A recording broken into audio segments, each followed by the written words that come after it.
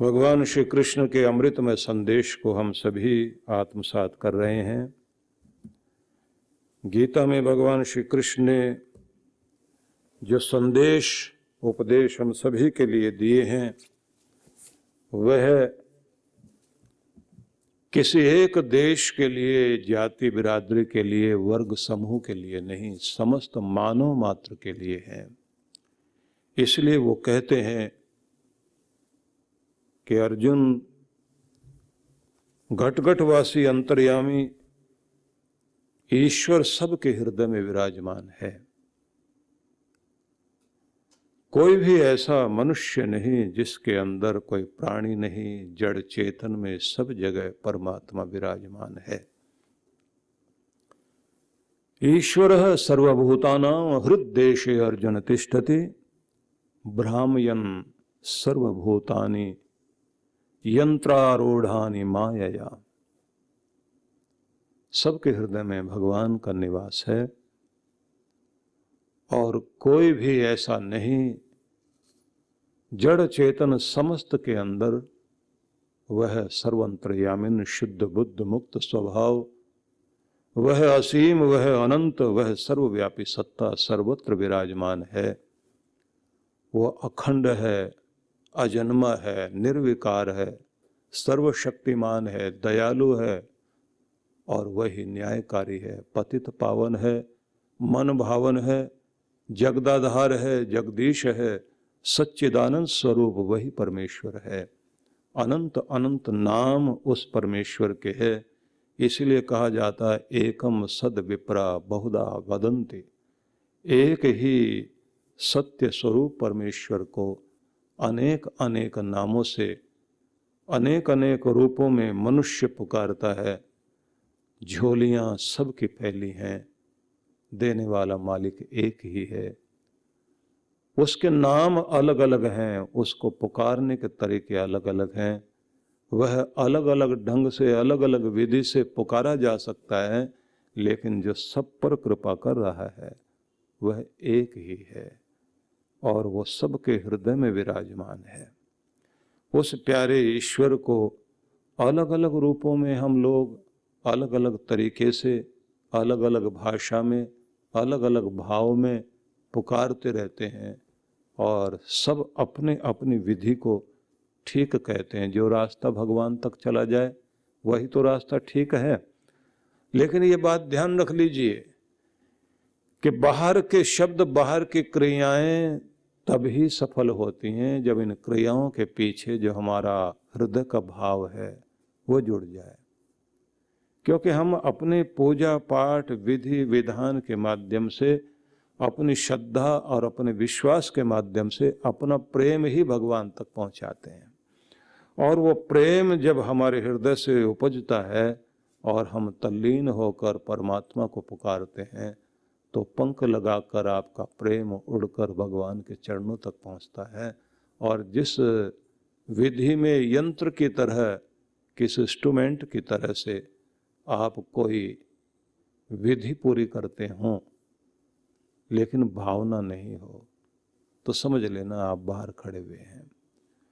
इसलिए भाषा का कोई झगड़ा नहीं कि किस भाषा में भगवान सुनता है। बस ये ध्यान रखना कि भाव से ही सुनता है। किसी भी भाषा के माध्यम से आप अपना भाव भगवान के प्रति व्यक्त करें, वह भाव भगवान तक पहुंचता है। और जिसमें फूल है लेकिन फूल में खुशबू नहीं है तो समझ लीजिए कि फूल फिर बिना सुगंध का व्यर्थ ही है।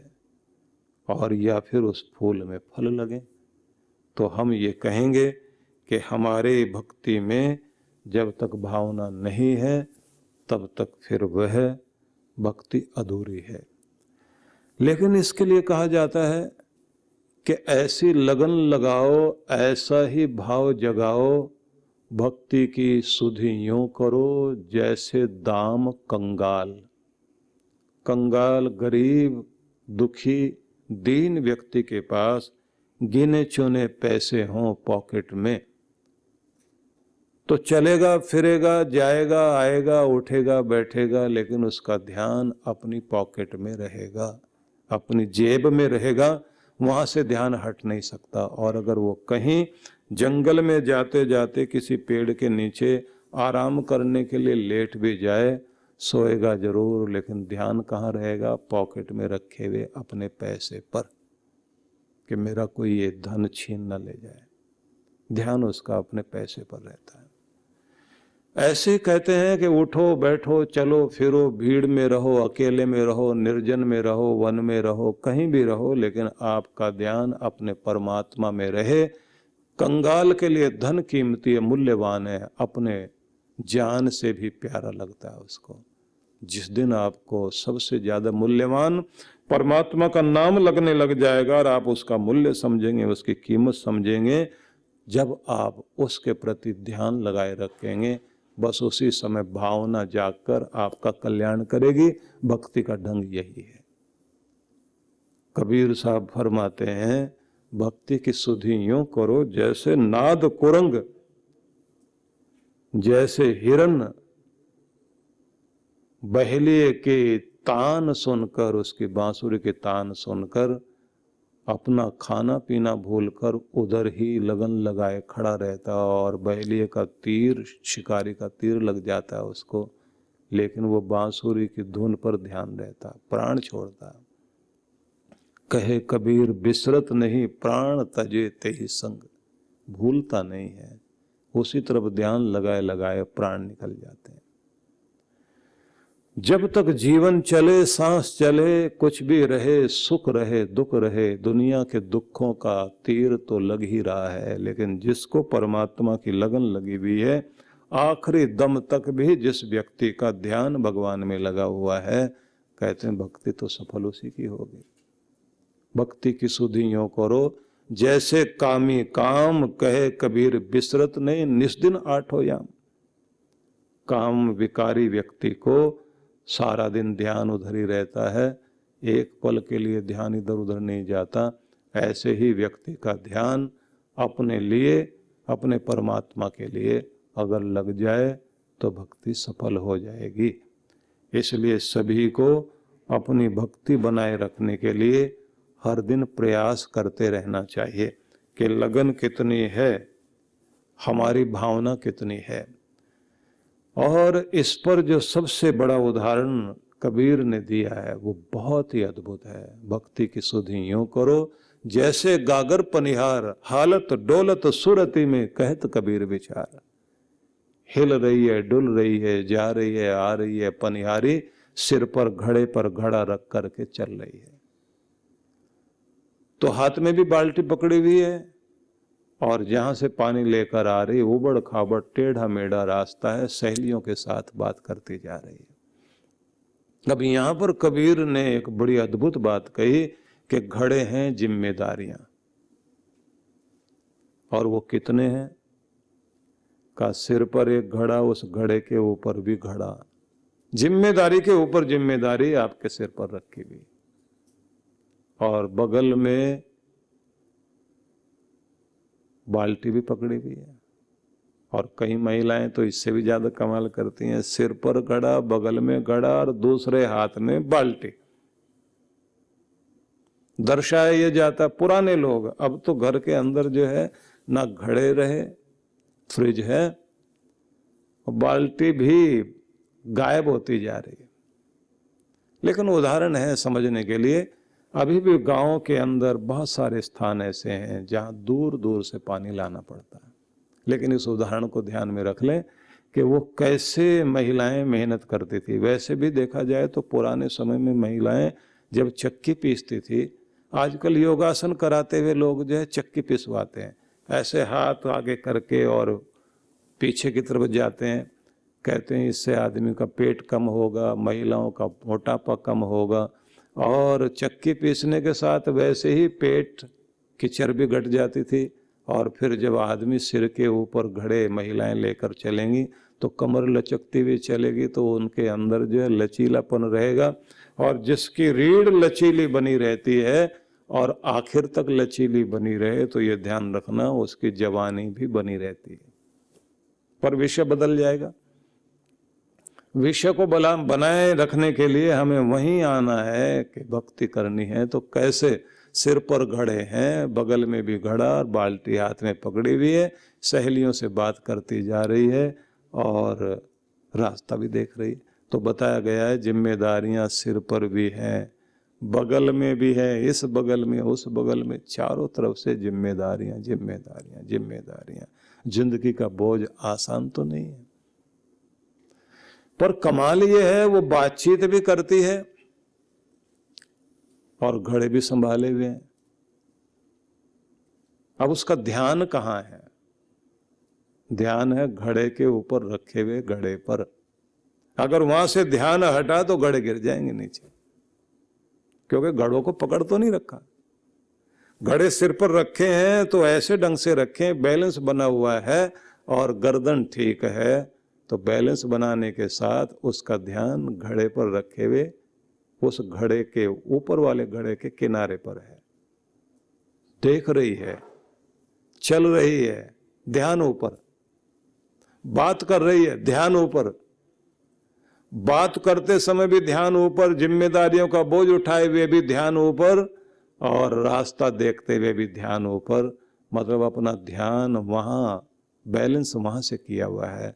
किसी भी व्यक्ति को बैलेंस करने के लिए परमात्मा की कृपा की ही जरूरत पड़ेगी, नहीं तो कहाँ आदमी का बैलेंस बनता है भाई। दुख भी और दबाव भी आपका रोज तो बैलेंस बिगाड़ता है। किसी की कड़वी बात ने बिगाड़ दिया और किसी की गाली ने बिगाड़ दिया और किसी ने ललचा करके बिगाड़ दिया आपका बैलेंस।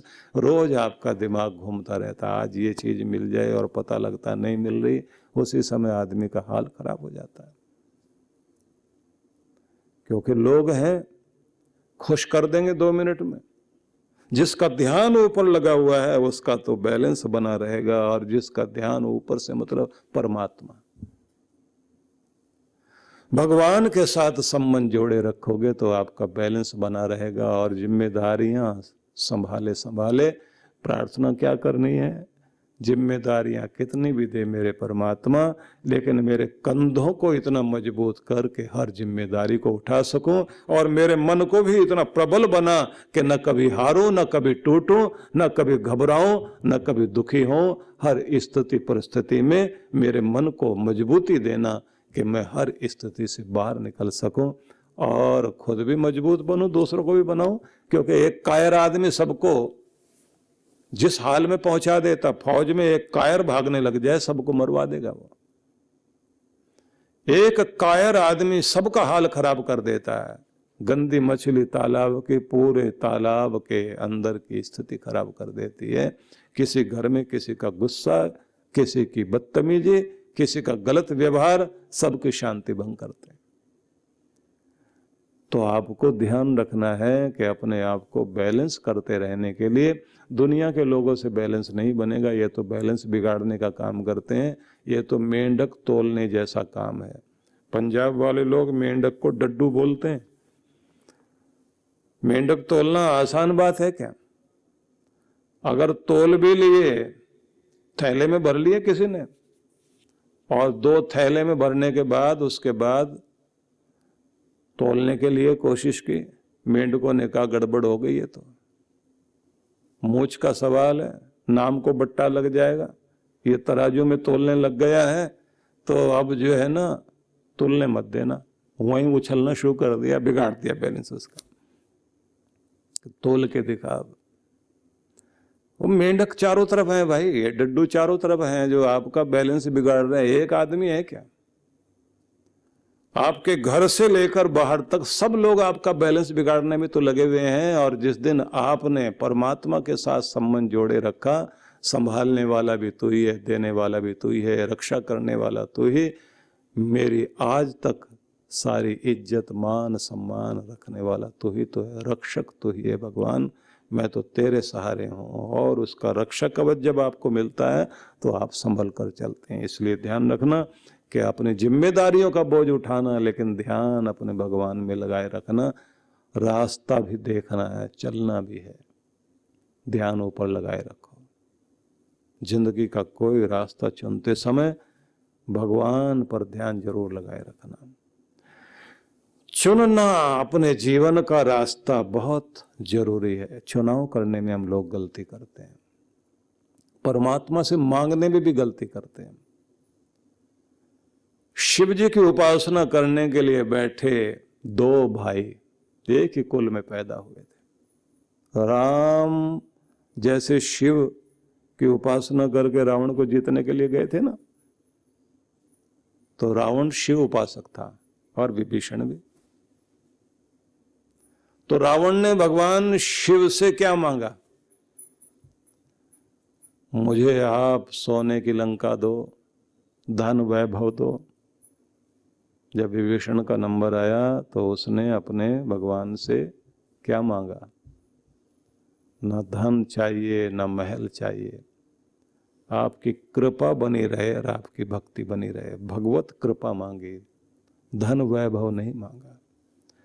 जिसने भगवत कृपा मांगी, भक्ति सत्य धर्म का मार्ग मांगा, तो पूरी जिंदगी धर्म सत्य आस्था के साथ चलता रहा।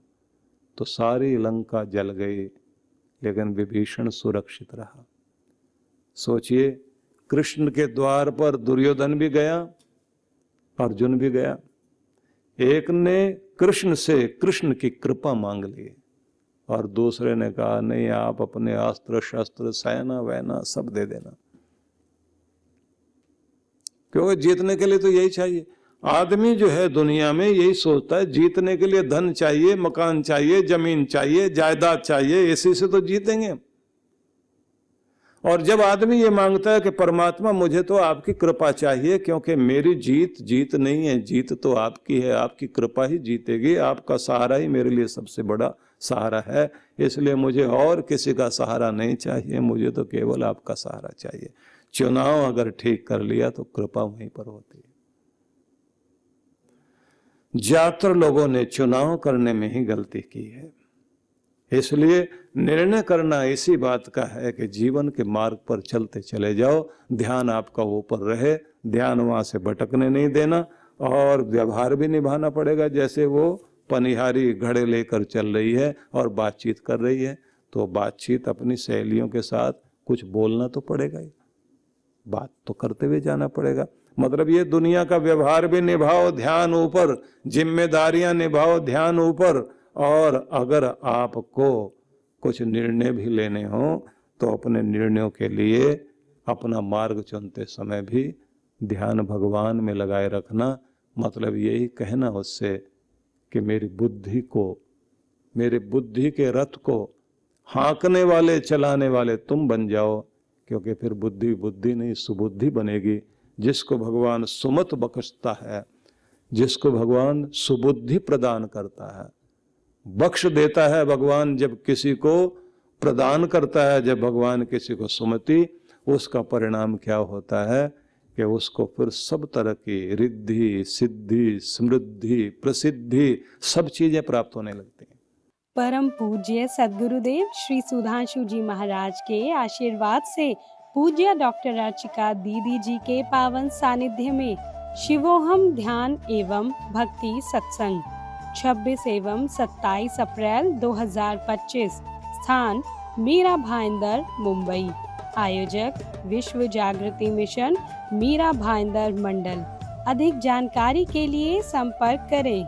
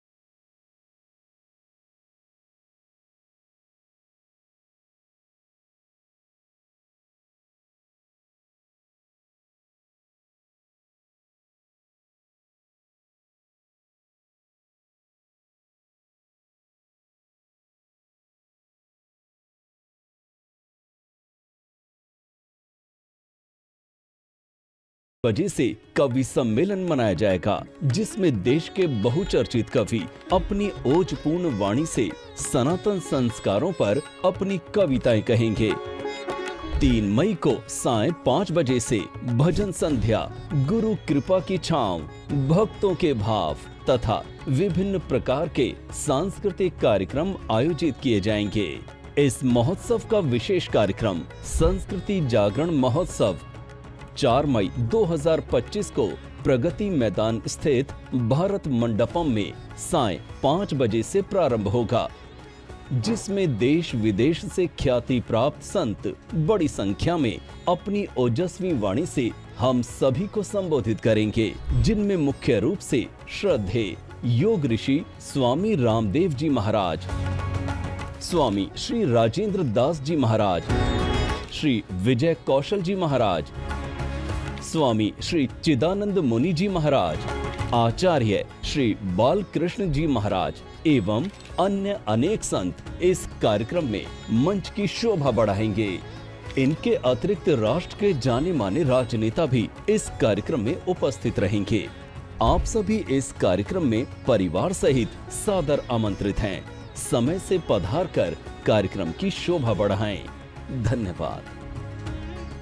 हिमालय की गोद में पहाड़ों की वादियों के बीच व्यास नदी के तट पर मनाली ध्यान साधना शिविर। जन्म जन्मांतरों की पीड़ाओं से बाहर निकलने के लिए चांद्रायण अद्भुत तप है। इस बार के ध्यान साधना के लिए कुछ विशेष कार्यक्रम रखे गए हैं।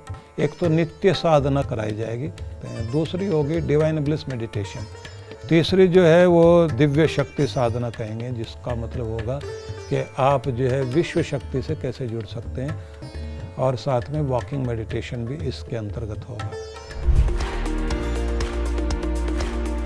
मन को बहुत शांति मिली, एक अद्भुत आनंद प्राप्त हुआ। जिस माइंडसेट और जिस भारी मन से मैं आई हुई थी यहाँ पे, वो काफ़ी कम हुआ है। और every time whenever I come for this शिविर I feel something different, a new energy in me. Thank you to Maharaj Shri and thank you to all of you. तो आज ही पंजीकरण कराएं